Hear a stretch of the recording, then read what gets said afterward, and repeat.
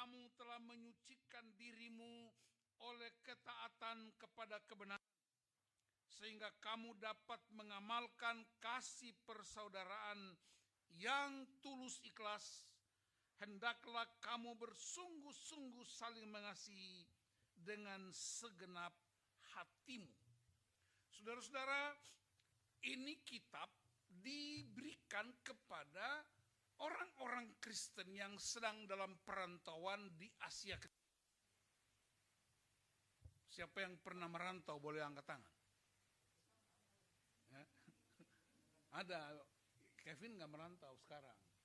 Ya. Maria nggak merantau karena tinggal sama orang tua. Kata merantau itu selalu pergi ke tempat lain, tidak bersama keluarga orang tua. Ya. Kalau sekarang ini saudara bukan merantau, saudara ada di tanah rantau, beda. Ya, saya setelah tamat SD itu saya merantau. Artinya tidak tinggal sama orang tua, SMP di satu kota, satu desa, kemudian pindah lagi ke SMU di satu kota lagi, kemudian pindah lagi ke kota besar untuk sekolah teologi, kemudian pindah lagi ke Jakarta. Jadi saya itu mengerti betul apa itu hidup dalam perantauan. Hidup dalam perantauan itu kita nggak punya saudara kandung, tapi kita ketemu dengan orang-orang yang berbeda, baik sukunya, agamanya, profesinya, dan semua kebutuhan yang lain. Dan salah satu yang saya ingat waktu merantau ialah kita hanya menunggu ada wesel dari orang tua, pakai kantor pos. Itu berita yang lebih dahsyat dari berita kelahiran Tuhan Yesus. Karena anak rantau tunggu wesel. Apalagi kalau di kampus sudah mulai ditagi pembayaran uang kuliah, mulai ditagi tentang buku-buku dan seterusnya. Nah, kalau di daerah Maluku waktu itu belum ada kos-kosan. Jadi nggak bayar kos, tinggal sama keluarga orang tua. Jadi saudara-saudara kita bisa tahu, sementara jemaat di Asia Kecil, jemaat orang-orang Pontus dan Kapadokia yang menurut 1 Petrus 1, itu mereka menyebar dalam pergumulan hidup mereka, dalam perjuangan mereka, tetapi mereka sudah lahir baru. Dalam 1 Petrus 1 ayat 23, Rasul Petrus menyebut dua istilah kelahiran. Yang pertama lahir dari benih yang fana, yaitu lahir dari ibu kita sendiri. Lahir dari kandungan seorang wanita, itu disebut benih fana. Tetapi mereka juga lahir dari benih yang kekal, yaitu firman Allah. Bilang amin. Dan firman Allah itu yang membuat mereka bisa berpindah-pindah, bertahan hidup dalam seluruh perjuangan. Apakah karena mereka mengalami penindasan karena imannya? Apakah karena perjuangan-perjuangan hidup sehari-hari? Apakah karena kebutuhan-kebutuhan baik jasmani, kebutuhan rohani, kebutuhan jiwa? Itu semua menjadi paket-paket utama dari orang-orang yang sedang dalam perantauan. Mazmur menyebutnya sebagai umat yang bersiarah. Dan saya percaya gereja atau kekristenan adalah sebuah perjalanan pesiarahan. Gereja tidak pernah hidup terus di atas kolam renang. Kadang-kadang dia mesti menghadapi badai yang kencang. Dia menghadapi arus laut yang begitu deras. Dia menghadapi hujan yang lebat. Dia menghadapi angin yang kencang. Bahkan selama 2 tahun ini kita menghadapi pandemi yang nyaris memporak-porandakan segala sesuatu. Kita dengar di sana sini banyak problem yang luar biasa. Tapi kita bersyukur kepada Tuhan. Toh anak-anak Tuhan masih tetap kuat dan merayakan Natal pada malam hari ini.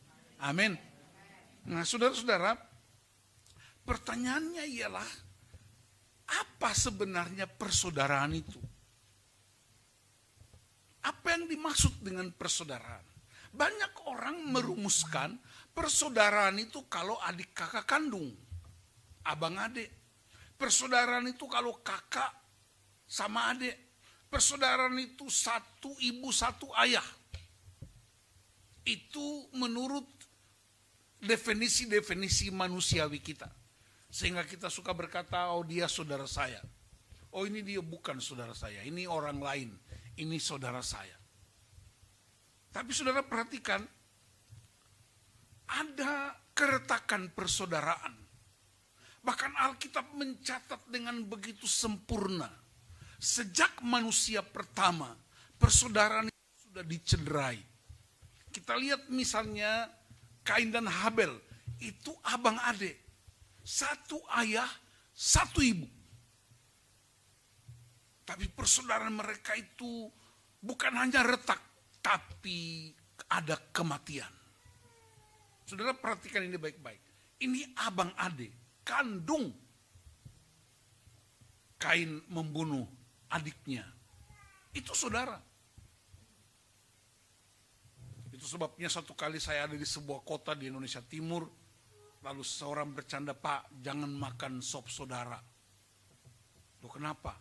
Karena pemiliknya dipenjarakan. Karena dia bunuh saudaranya. Namanya juga sop saudara.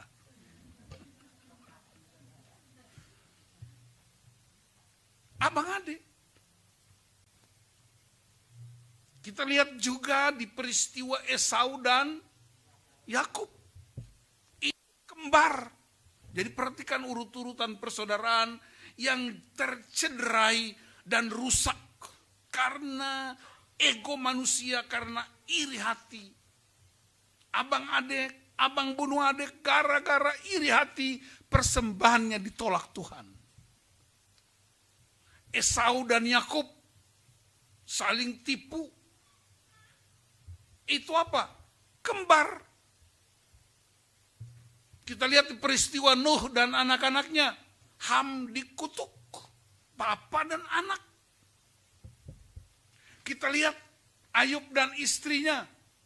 Istrinya meninggalkan suaminya hanya karena tidak mau menerima keadaan sakit penyakit yang dialami suaminya.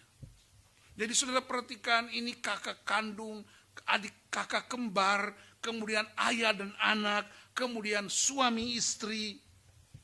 Tidak hanya itu, ada juga dalam komunitas. Kita ingat peristiwa Menara Babel. Itu komunitas yang hebat membangun sebuah menara yang sangat tinggi. Dan tujuannya hanya untuk menyamai Allah. Jadi itu persaudaraan, saudara-saudaraku. Dalam perjanjian lama kita ingat, Yusuf dijual oleh abang-abangnya. Barang murahan. Hanya gara-gara Yusuf mimpi. Makanya saya sarankan kalau saudara mimpi, jangan cerita kepada saudaramu. Ya, sebab gara-gara mimpi Yusuf dijual. Dibuang ke dalam sumur kemudian dijual. Anak yang dijual kemudian dia menjadi pria terkuat di muka bumi. Karena Alkitab menyebut Yusuf adalah mangku bumi, berarti kan dia pangku bumi. Itu kan wakil Perdana Menteri Mesir. Itu pria terkuat di muka bumi adalah Yusuf karena dia pangku bumi. Dalam kitab Keluaran kan diceritakan. Siapa lagi saudara? Abraham dan Lot. Itu om dan keponakan. Tulang dan bere. Berpisah. Hanya gara-gara makanan domba oleh para gembala mereka. Paman dan keponakan sendiri. Kandung itu. Kita masih ingat apa lagi? Saul dan Daud. Raja melawan rakyat. Kita ingat lagi Absalom mau bunuh ayahnya Daud. seorang panglima perang yang dibesarkan oleh ayahnya, malah dia mau bunuh ayahnya sendiri. Ada lagi Yehuda dan Tamar, itu ayah dan mertua dan menantu, juga punya kasus. Di Perjanjian Baru masih ada. Di Korintus ada perselisihan oleh jemaat di Korintus gara-gara para rasul, para pemberita Injil. Ada yang berpihak kepada Paulus, Kefas, Apolos, bahkan ada kelompoknya Yesus Kristus.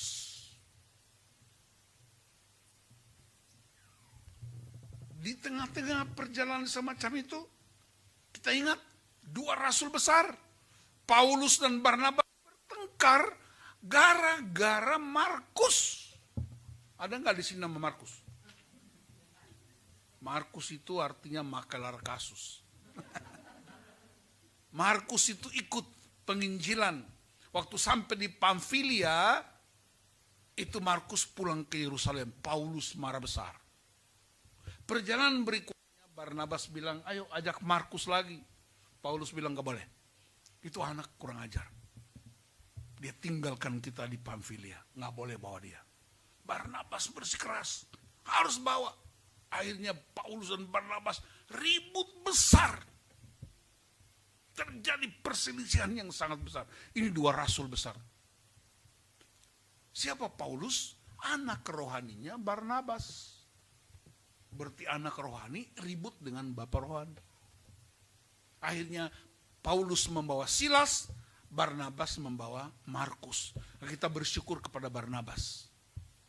Karena kalau nggak ada Barnabas, dan Barnabas tidak ambil Markus, Injil kita cuma 3, Matius, Lukas, Yohanes. Karena Markus itulah yang menulis Injil Markus. Tapi puji Tuhan, ketika Paulus sudah tua, dia bertobat. Dia bilang, jemputlah Markus bagiku. Karena dia berguna untuk pelayanan. Kita masih ingat di antara murid-murid. Ini murid-murid Yesus loh. Tiap hari makan, bangun, tidur, bangun dengan Yesus. Ribut gara-gara kedudukan. Yohanes dan Yakobus minta tempat. Jadi saudara-saudara bisa bayangkan, ya, persaudaraan-persaudaraan macam ini semuanya dicederai. Yang lebih parah lagi, ada yang disebut ciuman Yudas. Hati-hati kalau saudara dicium. Ada 2 kemungkinan. Dihianati atau kena COVID. Nah, jadi jangan mau dulu ya. Nah saudara-saudara, jadi percidraan persaudaraan itu terjadi di Alkitab. Tapi kenapa Alkitab buka ini? Dia menceritakan buat kita untuk sadar bahwa manusia, persaudaraan manusia rentan terhadap dosa, persaudaraan manusia tidak sempurna, dan karena itulah jawaban terhadap persaudaraan manusia itu diciptakan oleh manusia. Ingin menang, membunuh. Ingin menang, menipu. Ingin menang, singkirkan. Dalam semua nama-nama yang sudah saya sebutkan, masih banyak yang lain. Tetapi ada jalan keluar yang jauh lebih dahsyat dari semua kebodohan manusia, yaitu kasih. Bilang amin. Dan kasih itu bukanlah sebuah konsep teologis semata-mata. Kasih bukanlah sebuah konsep psikologis. Kasih bukanlah sebuah perdebatan dalam seminar-seminar. Tapi kasih itu adalah Allah sendiri, katakan amin. Kasih itu adalah Yesus Kristus. Dan kasih itu begitu sempurna. Rasul Paulus menyebutkan dalam Efesus 3 ayat 18. Kasih itu lebar, panjang, tinggi dan dalam. Kenapa dia lebar? Kasih itu. Dia lebar terbuka untuk siapa saja. Tidak peduli suku apapun. Tidak peduli bangsa apapun. Tidak peduli ras apapun. Tapi semuanya ada di dalam proteksi kasih Allah. Itu sebabnya Yohanes 3:16 berkata, karena begitu besar kasih Allah akan dunia. Bukan hanya kasih besar, begitu besar kasih Allah buat orang Kristen, bukan. Begitu besar kasih Allah bagi dunia ini. Dan di dalam dunia ini ada orang-orang yang mungkin secara genetika kita tidak bersaudara secara langsung.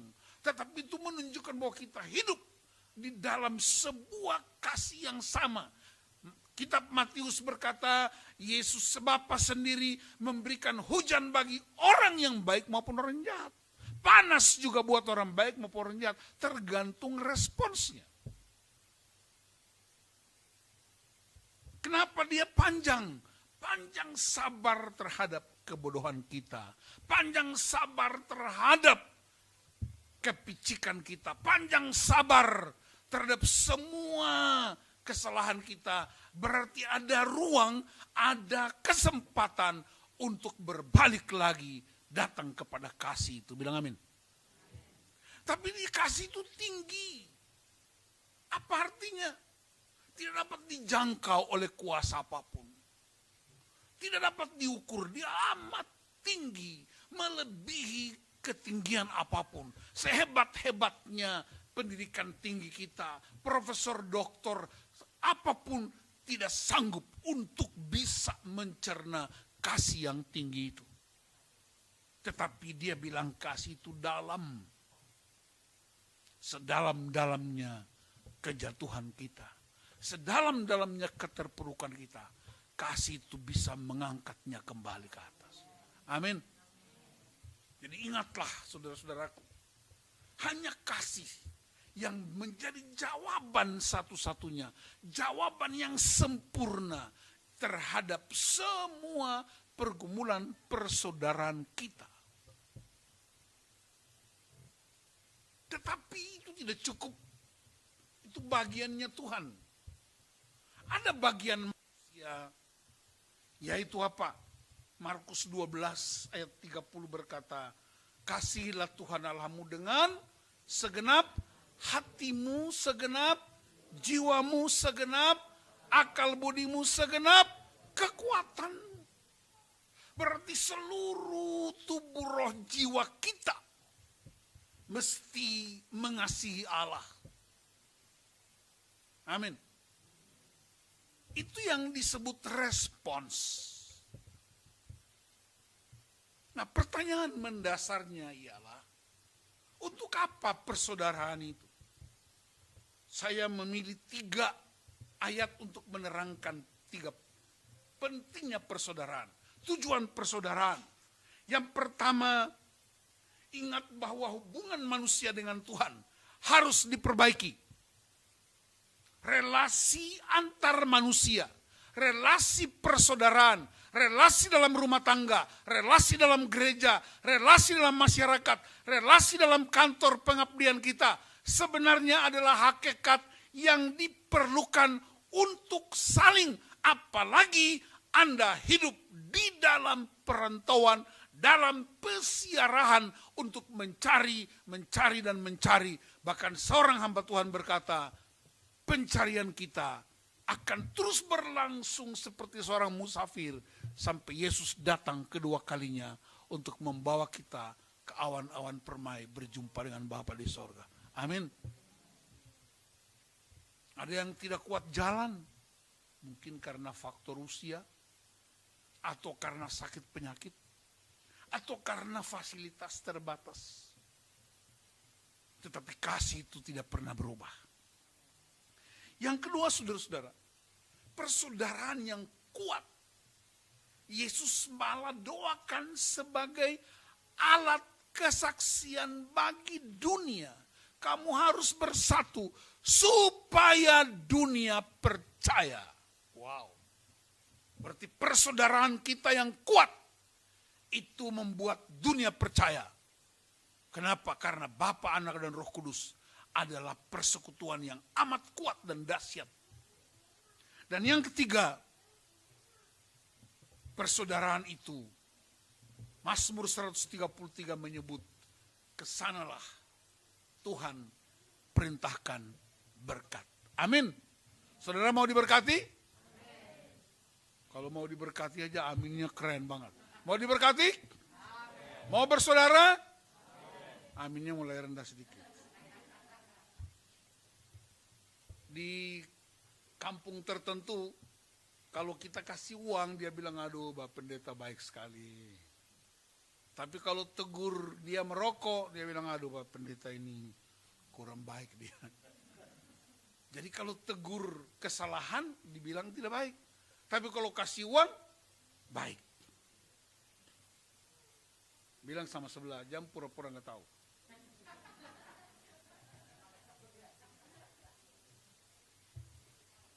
Problem kita sekarang ini, saudara-saudaraku, ya, tadi waktu kita panitia matikan lampu, terus kita nyalakan lilin, tapi pakai lilin elektronik.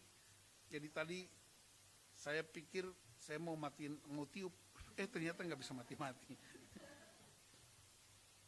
Kalau tiup itu kan zaman dahulu kala. Terus kita nyanyi Malam Kudus. Saudara sedih nggak sih?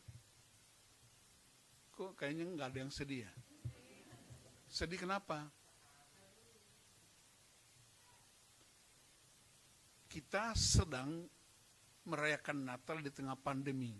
Tapi saya mau beritahu saudara-saudara, kelahiran Kristus di tengah ancaman Herodes dan kawan-kawan.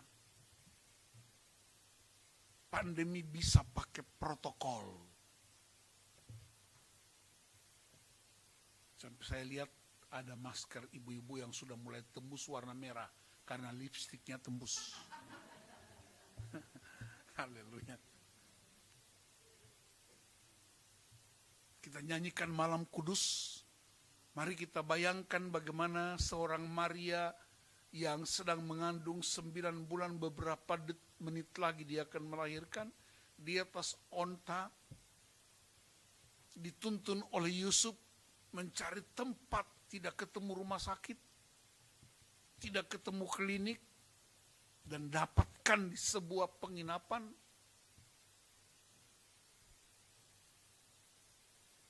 Nyaris tidak ada saudara yang mengizinkan Maria melahirkan di sebuah kasur yang empuk.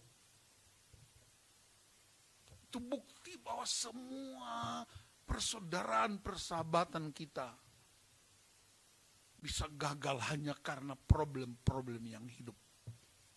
Tapi malam hari ini kita diingatkan kembali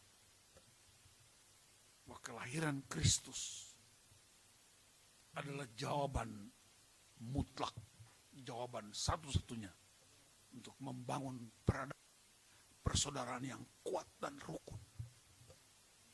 Untuk membangun kembali relasi kita yang rusak karena dosa. Dosa merusak relasi. Dan Yesuslah menghubungkan kembali manusia yang berdosa itu. Persaudaraan menjadi sebuah kekuatan yang membuat orang percaya. Tapi juga menjadi tempat di mana ikut memerintahkan berkat-berkat. Nah, apa yang kita hadapi hari ini? Saya menyebut ada 4 kebutuhan. Kebutuhan yang pertama, orang butuh keamanan. Jaminan keamanan. Di mana-mana. Saudara bisa lihat aja kemana-mana. Masuk di tempat apa saja, mesti periksa suhu. Mesti PCR. Mesti antigen. Pakai masker. Bawa kartu vaksin. Itu semua adalah keamanan. Pada akhir Desember, waktu COVID lagi heboh-hebohnya, saya dapat undangan menghadiri atau melayani di sebuah kota di daerah Indonesia Timur. Setelah 3 hari pelayanan, waktunya untuk pulang. Pesawat saya itu dijadwalkan jam 9. Tapi jam 6 pagi sudah ada pesawat-pesawat lain yang udah terbang. Jadi orang antrian panjang. Untuk hanya cek suhu. Belum masuk ke counter tiket. Baru antri masuk ke dalam gedung. Terminal. Lalu ada 2 petugas. Wow, gagap betul tuh, pakai baju putih, pakai pangkat-pangkatnya. Lalu mereka mulai pakai itu alat tes suhu itu. Dia periksa masuk. Kami semua harus pakai jarak. Saya bayangkan, saya kira waktu itu ada sekitar 200 orang sedang antrian untuk pesawat-pesawat berikutnya. Periksa masuk. Nah begitu tiba saya, dia periksa karena saya punya kebiasaan. Kalau diperiksa suhu, saya ingin tahu berapa suhunya. Waktu dia periksa saya, terus saya bilang, berapa deh suhu saya? Bapak masuk saja. Tidak, saya mau tahu berapa suhu saya. Aduh maaf Bapak, baterai habis. Terus saya bisikin dia, kenapa baterai habis? Anggaran belum turun. Sementara ini kira-kira udah 400 orang udah terbang. Dan diperiksa dengan bahan yang baterai mati. Tapi saya bilang ke dia, tidak apa-apa, baterai mati, tidak apa-apa, yang penting kopong hati tidak mati, toh. Banyak peristiwa yang kita hadapi. Dan sejak waktu itu, saya merasa saya nggak aman. Karena waktu itu COVID sedang hebat-hebatnya. Bayangkan naik pesawat, sudah ratusan orang masuk. Tidak ada yang bisa jaminkan kesehatan mereka. Kebutuhan ekonomi. Ada yang punya mall yang besar sekarang menjadi tukang jual bakmi. Pegawai-pegawai yang dulunya hebat di ruang-ruang AC sekarang menjadi sopir Grab. Saya pelihara ikan nila di belakang rumah. Puji Tuhan sekarang 3 ekor 1 kilo. Tidak dijual untuk kebutuhan sehari-hari. Saya tanam singkong di halaman rumah. Ibu liur yang petik daunnya. Saya tanam, dia yang petik.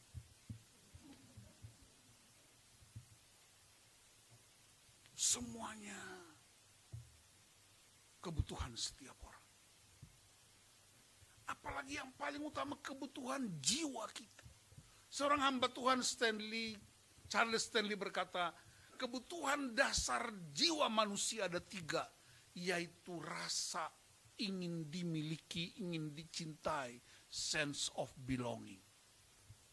Yang kedua, ingin dihargai, sense of worthiness. Dan yang ketiga, ingin dianggap layak. Persaudaraan kita tidak boleh diukur dengan uang, harta apapun. Dan persaudaraan kita harganya darah Yesus Kristus di Bukit Golgota. Amin. Tapi juga ada kebutuhan rohani kita. Apa kebutuhan rohani kita? Sadar dalam keadaan apapun, COVID macam apapun, Tuhan tetap ada di tengah-tengah kita. Amin. Tuhan tidak tertarik dengan COVID. Tuhan tidak tertarik dengan pandemi. Tapi dia tertarik dengan setiap pribadi saudara yang ada di tempat ini. Dan itu sebabnya dia tidak mati buat pandemi. Tapi dia mati buat kita. Itulah kasih yang dahsyat dan ajaib itu. Amin. Dan karena itu saudara-saudara, kita perkuat persaudaraan kita, jangan berdasarkan jabatan, jangan berdasarkan harta, jangan berdasarkan uang, tapi berdasarkan kasih yang ajaib itu. Dan mulai di mana? Kita mesti mulai di dalam rumah kita. suami istri, orang tua anak, saudara dengan saudara, menjadi kekuatan yang utuh dan dia akan berdampak di gereja maupun dalam masyarakat. Beberapa waktu yang lalu saya dapat undangan melayani sebuah perayaan Natal di sebuah perusahaan di Pulau Wetar. Pulau Wetar itu di Maluku Barat Daya, dia berbatasan dengan Timor Leste dan Australia. Dan orang-orang di sana masih muda-muda. Ada orang Batak, ada orang Toraja, ada orang Ambon, orang Tanimbar, orang Jawa. Ada orang Australia, ada orang Amerika, orang Afrika Selatan. Saya melihat betapa hebat persaudaraan. Itu kenapa? Karena mereka semua sedang ada dalam sebuah perantauan. Bekerja. Bahkan ada yang belum seiman. Hidup dalam komunitas yang begitu hebat dan kuat. Itu yang membuat saya merasa bahwa di mana-mana ada saudara saya. Saudara saya banyak. Saudara kandung saya ada 7. Tapi ketika saya ada bermasalah di gereja, saudara saya banyak. Amin. Kok nggak ada yang bilang amin? Jadi saudara bukan saudara saya.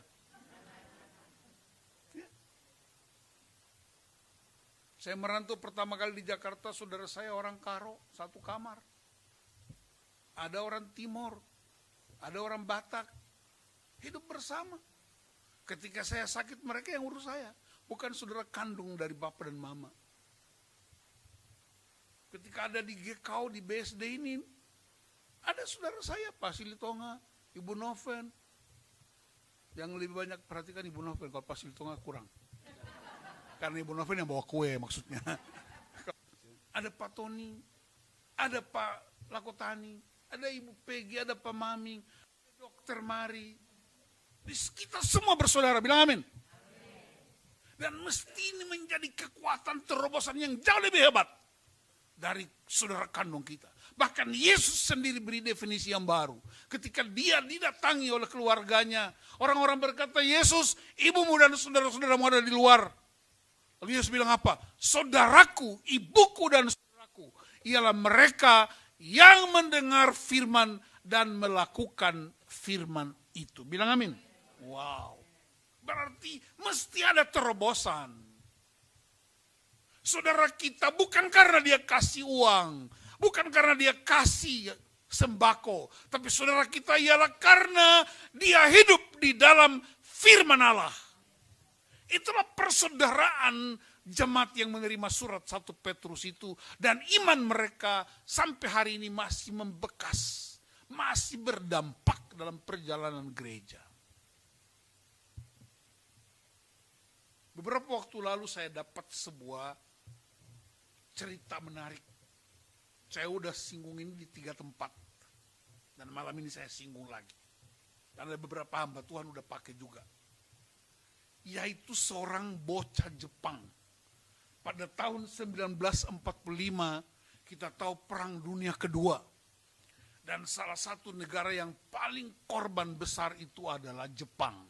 Bom atom di Nagasaki dan Hiroshima. Banyak orang mati karena Perang Dunia Kedua itu. Dan orang tidak punya kesempatan untuk mengubur kecuali kremasi. Dan bocah ini, saudara-saudaraku, dia menggendong adik kandungnya yang sudah jadi mayat karena perang itu. Dan dia antrian untuk ikut dalam prosesi kremasi mayat. Antriannya cukup panjang. Dan bocah ini begitu sedihnya. Karena adik kandungnya yang sudah mati sedang dia gendong. Tukang foto tiba-tiba melihat di sudut bibir kiri dari bocah ini keluar darah. Kenapa? Karena dia gigit bibirnya untuk menahan rasa tangisnya, rasa harunya. Dia gigit hanya untuk menahan, jangan sampai dia menangis. Airnya berdarah. Tiba-tiba petugas kremasi itu datang dan bilang begini sama dia, serahkan beban di punggungmu buat aku. Aku bisa tolong kamu. Lalu bocah ini menjawab, ini tidak berat. Dia saudaraku. Wow. Saya percaya ini bocah belum percaya Yesus. Tahun 1945 di Jepang sendiri kita tahu. Tapi dia mengerti apa itu persaudaraan yang sejati. Darah keluar dari bibirnya. Dan dia menjawab dengan begitu tegas, ini tidak berat.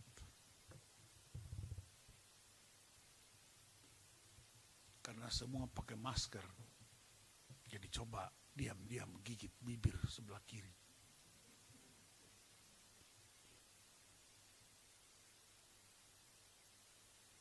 Kita seringkali kan menganggap saudara kita, aku bikin repot aja, biarin aja Pak, biarin aja Mah. Nggak kerja ini bikin repot aja. Nanti kalau udah mati baru,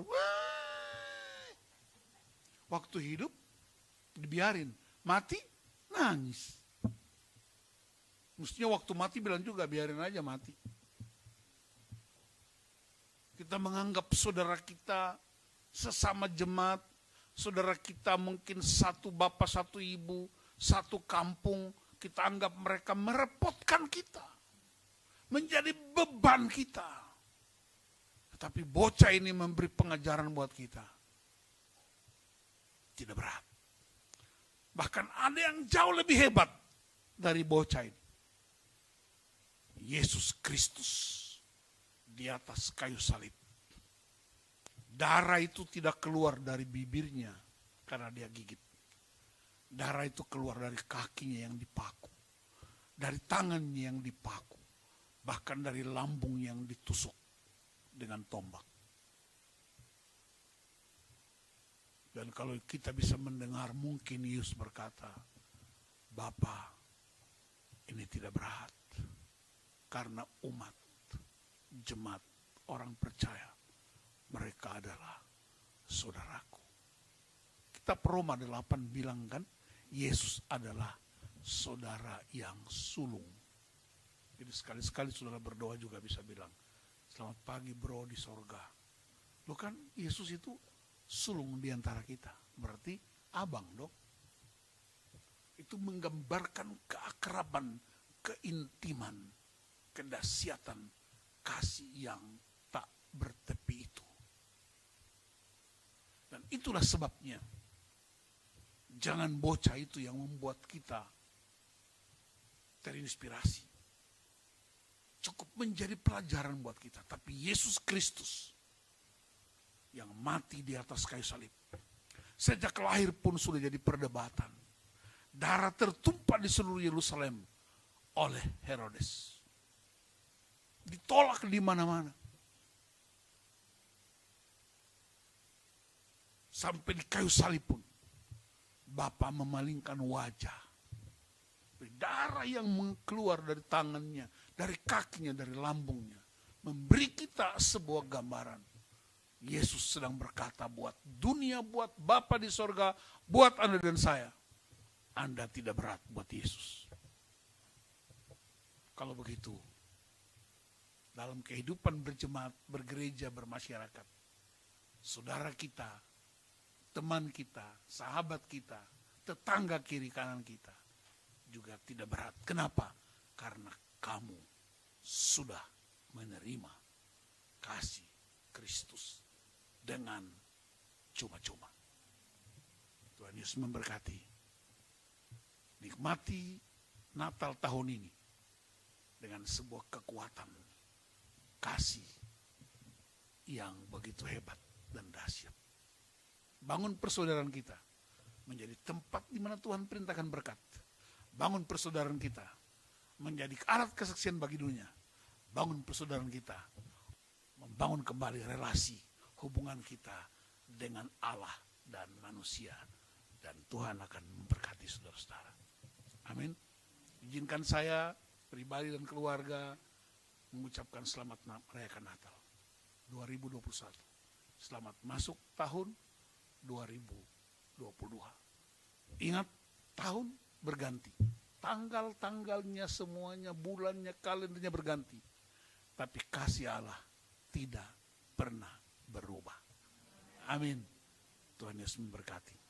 Amin.